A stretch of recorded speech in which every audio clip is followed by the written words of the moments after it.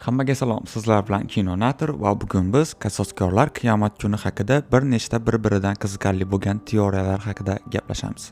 Kapitan Amerikani qanday qaytarishadi? Kapitan Amerika va Thor Doom tarafda kurashadimi?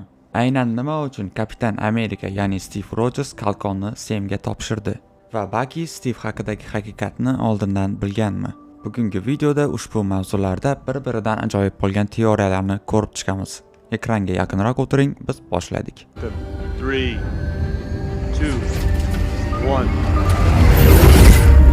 Birinchi teoriyamiz shundan iboratki, Steve Rogers, ya'ni oldingi Kapitan Amerikani filmga qanday qaytarishadi?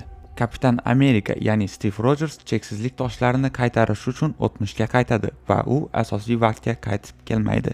U ortga qaytish o'rniga Peggy Carter bilan qolishni afzal ko'radi. Xo'sh, Kapitan Amerika, ya'ni Steve Rogersni qaytarishni ikkita usuli bor. Birinchi usuli esingizda bo'lsa, asosiy olamda Steve Rogers o'lmagan, shunchaki u qari holga kelib qolgan.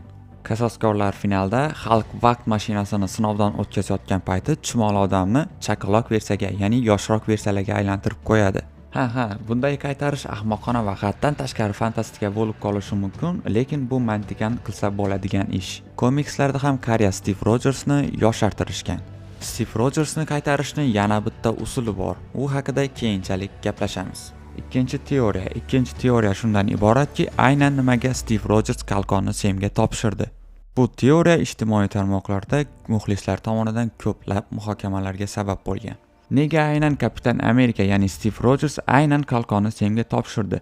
Gap shundaki, ushbu qariya Steve Rogers kelajakdagi barcha janglarda qatnashgan va janglarning birida qarasa, Sam qalqonni ko'tarib Kapitan Amerika bo'lib yurganini ko'rib qolgan. Va Steve Rogers, demak men qalqonni Samga topshirishim kerak va janglardan keyin Steve Rogers qalqonni Samga topshiradi. Bu teoriyalarga to'laqonlik ishonib qolish kerak emas. Bu shunchaki teoriya, ya'ni bu odamlar tomonidan o'ylab topilgan teoriyalardir. Uchinchi teoriya.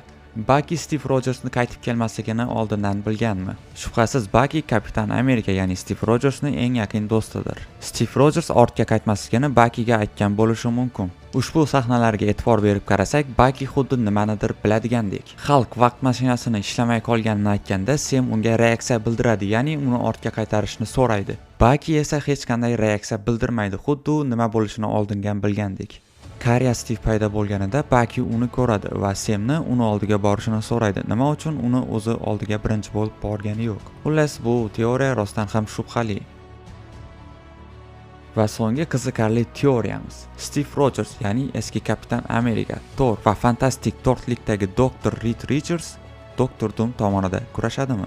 E'tibor berib qarasangiz, Qasoskorlar qiyomat kuni mini tizerlarida faqatgina bolalarga e'tibor qaratilgan. Dr. Doom esa bolalarga qiziqish bildirayotganini biz fantastik to'rtlikni titrlardan keyingi sahnasida bildik. Thor haqida bag'ishlangan tizerni ham ko'rgan bo'lsangiz kerak, unda ham bolalarga e'tibor qaratilgan. Bilamizki, Thor uncha-munchaga yig'lamaydi, lekin ushbu sahnada ko'rgan bo'lishingiz kerak, Thorning ko'zlarida yosh va otasidan kuch so'rayapti. Thor faqat og'ir vaziyatlarda otasidan kuch so'raydi. Bu yerda Thor qattiq bosimda qolgan bo'lishi mumkin, ya'ni uni qizi Dr. Doomning qo'lida, bu yerda esa otasidan kuch so'rayapti. Kapitan Amerika, ya'ni Steve Rogersni qaytarishning ikkinchi usuli bor degandim. Hozir shu haqida gapirib beraman. Dr. Doom aynan bolalarga qiziqyapti. Ushbu tizerdan ko'rishimiz mumkinki, Steve Rogersning farzandi bor. Dr. Doom Steve Rogersning yoniga keladi va farzandini, balki o'zini ham olib ketar.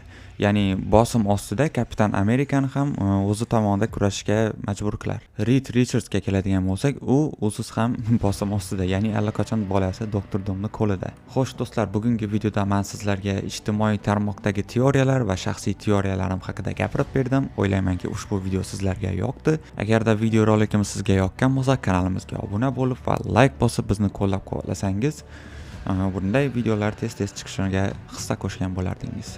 Sizlar bilan Kinonator bo'ldi. O'zingizni ehtiyot qiling. Xayr.